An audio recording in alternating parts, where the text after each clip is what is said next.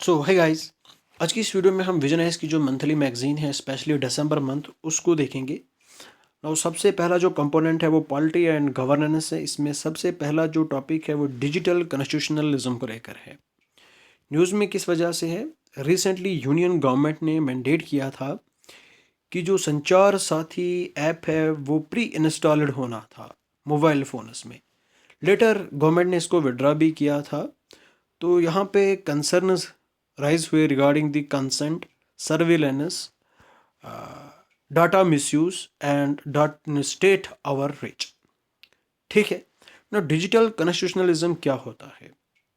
Digital constitutionalism का मकसद क्या है? ठीक है, it refers to the application of constitutional principles जैसे कि लिबर्टी है, डिग्निटी है, इक्वलिटी है, no arbitrariness, privacy and accountability. इसके साथ साथ rule of law to the digital domain. ठीक है, यानी कि कॉन्स्टिट्यूशनल प्रिंसिपल्स को अप्लाई करना डिजिटल डोमेन में। इसमें डाटा कलेक्शन भी है, आर्टिफिशियल इंटेलिजेंस भी है, एल्गोरिदम एंड सर्विलेंस सिस्टम। तो इसी को क्या बोलते हैं? Digital constitutionalism. नो रीजन क्या है कि ये जो डिजिटल कॉन्स्टिट्यूशनलिज्म है ये इमर्ज किया है, ये उभर के आया। सबसे पहले डिजिटल स्टेट पावर जो है वो एक्सपैंड हुआ है। Big tech as quasi sovereign powers यहाँ पे राइज हुए हैं। ये डोमेस्टिक जो डेमोक्रेटिक प्रोसेसेस हैं उनके लिए खतरा है। ठीक है, judicial recognition of digital rights. तो इन सब चीज़ों को देखेंगे। नौ सबसे पहले अगर हम बात करें तो जो मॉडर्न स्टेट्स हैं इनका जो अथॉरिटी है, ठीक है, वो इंक्रीज़ हुई है थ्रू डिजिटल इंफ्रास्ट्रक्चर जैसे कि प्रेडिक्टिव पॉलिसिंग, ठीक है, फेशियल रिकॉग्निशन, मास डाटा कलेक्शन। तो स्टेट की अथॉरिटी इंक्रीज़ हुई है थ्रू डिजिटल इंफ्रास्ट्रक्चर। कैसे? प्रेडिक्टिव पॉलिसिंग के थ्रू, फेशियल रिकॉग्निशन के थ्रू, मास डाटा कलेक्शन के through. Unchecked digital state power जो है ये एक रिस्क है, ये वायलेट कर सकता है हमारे आर्टिकल 21 को। इसमें right to privacy and dignity है। और इसके साथ साथ आर्टिकल 14 को equality before law, equality before law and equal protection of law. तो ये चीज़ें यहाँ पे वायलेट हो सकती हैं। तो यहाँ पे big tech and quasi sovereign powers rise हुए हैं। प्राइवेट डिजिटल प्लेटफॉर्म्स ये परफॉर्म कर रहे हैं अपने फंक्शंस को ट्रेडिशनली जो कि एसोसिएटेड थे विद स्टेट, जैसे कि रेगुलेटिंग स्पीच, ठीक है, स्पीच को रेगुलेट करना, कंटेंट को मॉडरेट करना एंड डी प्लेटफॉर्मिंग। तो इस वजह से जो कॉन्स्टिट्यूशनलिज्म है वो यहाँ पे इमर्ज होके आया। ठीक है, गवर्निंग इकोनॉमीज एक्सेस, एक गवर्निंग इकोनॉमिक एक्सेस जैसे कि ऐप स्टोर्स हैं, गिग प्लेटफॉर्म है। तो यहाँ पे ये जो लोग हैं डिजिटल प्लेटफॉर्मर्स, ये इंफॉर्मेशन के फ्लो को भी कंट्रोल कर रहे हैं। सर्च इंजन है, social media etcetera.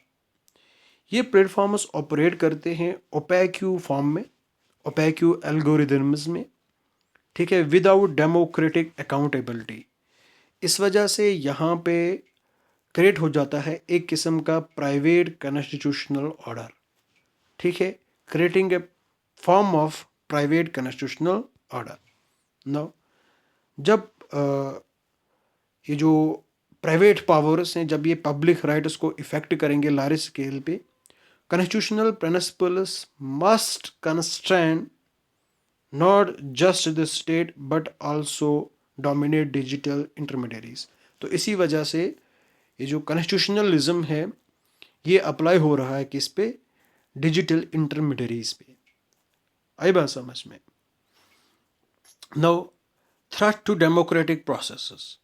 Digital platform significantly influence करते हैं पब्लिक ओपिनियंस को, इलेक्शंस को, पॉलिटिकल पार्टिसिपेशन को through misinformation, deep fake and micro targeted political ads. तो इस वजह से जो इलेक्टोरल चॉइस होती है वो डिस्टॉर्ट हो जाती है। ठीक है, आई बात समझ में? Now judicial recognition of digital rights. Courts ने ग्लोबली आल्सो इन इंडिया तो यहाँ पे क्या किया है, रिकॉग्नाइज किया है कि कॉन्स्टिट्यूशनल प्रोटेक्शन ये एक्सटेंड होती है डिजिटल स्पेस में भी, यानी कि right to speech, right to expression.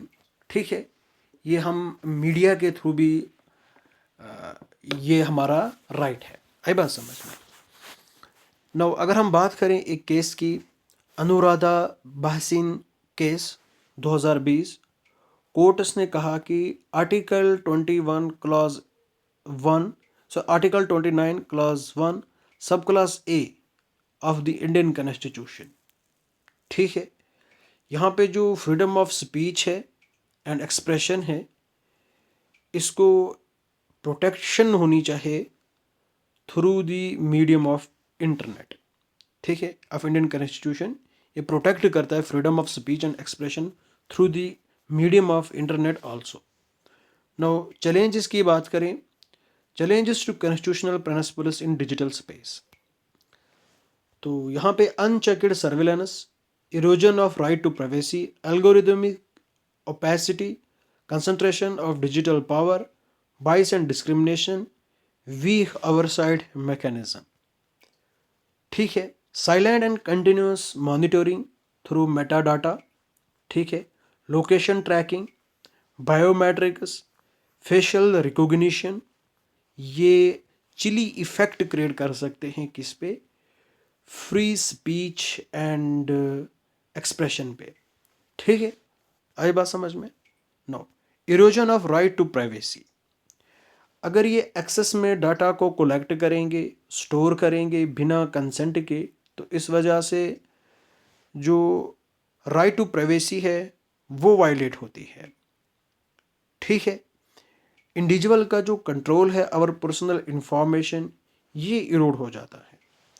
Algorithmic opacity, automated decision making in welfare, policy, employment, content moderation without transparency, explanation और अपील मैकेनिज्म, तो ये नेचुरल जस्ट को वायलेट करता है।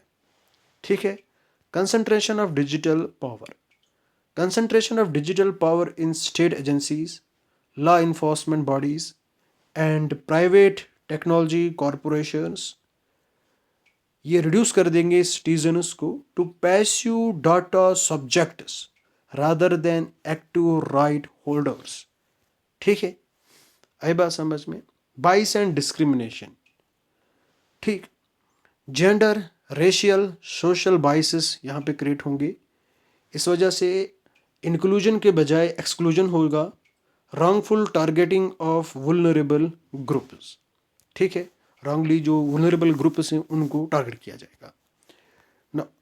वीक ओवरसाइट मैकेनिज्म, यहाँ पे कोई भी इंडिपेंडेंट ऑडिट या जुडिशल कंट्रोल नहीं है over surveillance and algorithms. Now existing legal mechanism India में कौन कौन से हैं to safeguard right in digital space? सबसे पहले जस्टिस केस पुत्तास्वामी केस 2017, यहाँ पे राइट टू प्राइवेसी को रिकॉग्नाइज किया है as a fundamental right under article 21। फिर digital personal data protection act 2023 है, ये एक फ्रेमवर्क है, स्टैट्यूटरी फ्रेमवर्क जो कि रेगुलेट करता है collection, processing and storage of personal data को, और ये डिफाइन करता है right and duties of data principals and data fiduciaries. Information technology act 2000, ये रेगुलेट करता है डिजिटल प्लेटफॉर्म्स को, cyber crimes and intermediary liabilities को। Sector specific rules and policies. ठीक है, for cyber security, IT rules 2021 for social media intermediaries and digital platforms, telecom and fintech regulations, ये किसके लिए हैं? For communication and financial data. ठीक। Net neutrality. Net neutrality, तो net neutrality का मतलब है कि all internet data must be treated equally. ठीक है, जो भी इंटरनेट डाटा है इसको इक्वली ट्रीट किया जाना चाहिए विदाउट डिस्क्रिमिनेशन, ब्लॉकिंग। ठीक है, paid prioritization by internet service providers. Now global approaches to digital constitutionalism, European Union, US and UN and international forums. तो यूरोपियन यूनियन की अगर बात करें तो इन्होंने रिप्रेजेंट किया है most advanced form of digital constitutionalism. ठीक है, ये ट्रीट करते हैं डिजिटल राइट्स को as a extension of fundamental rights, यानी कि डिजिटल राइट्स जो हैं ये भी फंडामेंटल राइट्स हैं। Under the journal digital protection regulation 2018 इन्होंने ये एक्ट लाया था, और यहाँ पे यूरोपियन यूनियन ने डिजिटल सर्विस एक्ट एटसेट्रा इसको भी लाया है। यूनाइटेड स्टेट्स की बात करें तो ये प्रायोरिटाइज करते हैं लिबर्टी को और रेगुलेशन। ठीक है, तो स्ट्रॉन्ग प्रोटेक्शन प्रोवाइड करते हैं freedom of speech and expression को। ठीक ना, यूएन एंड इंटरनेशनल फॉर्म्स, तो extended human right law to digital space, ये किसने बताया? यूएन ने। यहाँ पे जोर दिया गया है on freedom of expression, privacy and internet access को लेकर। वे फॉरवर्ड क्या हो सकता है? सबसे पहले अगर हम बात करें तो constitutionalising digital governance, independent oversight, regulated surveillance, algorithmic accountability, consultative and inclusive law making, digital literacy, global corporation किसमें? गवर्नेंस में। ठीक है, नाउ कॉन्स्टिट्यूशनलाइजिंग डिजिटल गवर्नेंस, तो यहाँ पे क्लियरली आर्टिकुलेट करना है डिजिटल राइट्स को, right to privacy, data access, algorithmic fairness. ठीक है, लॉज में, ताकि जो पुत्ता स्वामी केस है उसको हम रिफ्लेक्ट कर सकें, जिसमें राइट टू जो प्राइवेसी है ये फंडामेंटल राइट है। इंडिपेंडेंट ओवरसाइट, यहाँ पे इंश्योर करना है autonomy of the data protection board. ठीक है, जिसको हमने कंस्टिट्यूट किया है अंडर द डीपी एक्ट। आई बात समझ में? और ये अकाउंटेबल होना चाहिए किसकी ओर? To the parliament. Now regulated surveillance, surveillance should be limited. ठीक है, but exceptional national security situations. ठीक है, सर्विलेंस लिमिटेड होनी चाहिए, लेकिन एक्सेप्शनल नेशनल सिक्योरिटी सिचुएशंस के ये एक एक्सेप्शन है, नेशनल सिक्योरिटी सिचुएशन एक्सेप्शन है। ठीक है, आई बात समझ में? एल्गोरिदमिक अकाउंटेबिलिटी, यहाँ पे एल्गोरिदमिक इम्पैक्ट असेसमेंट ये मैंडेटरी होना चाहिए for high risk automated systems, specially in public service, and हमें डिस्क्लोज करना है इनको rationally and recourse mechanism, through recourse mechanism, जहाँ पे ऑटोमेटेड डिसीजंस इफेक्ट करते हैं राइट्स को। ठीक, for example denial of service, credit decisions etcetera. Consultative and inclusive law making, institutionalize करना है वाइड पब्लिक कंसल्टेशंस को with civil society, academia, technologists. ठीक है, मार्जिनलाइज्ड ग्रुप्स, ताकि हम क्या कर सकें? To enable meaningful engagement. ठीक, डिजिटल लिटरेसी, एम्पावर करना है सिटीजन्स को to understand, questioning and to challenge digital authority. No global cooperation, participate करना है इंटरनेशनल स्टैंडर्ड्स बॉडीज़ के साथ। ठीक है, ताकि जो right based digital governance norms हैं उनको हम शेप प्रोवाइड कर सकें। And cooperate on cross border data flow, cross border data flow को लेकर हमें कोऑपरेट करना है with safeguards that respect sovereignty and privacy. ठीक है, आई होप आपको ये टॉपिक समझ में आया होगा।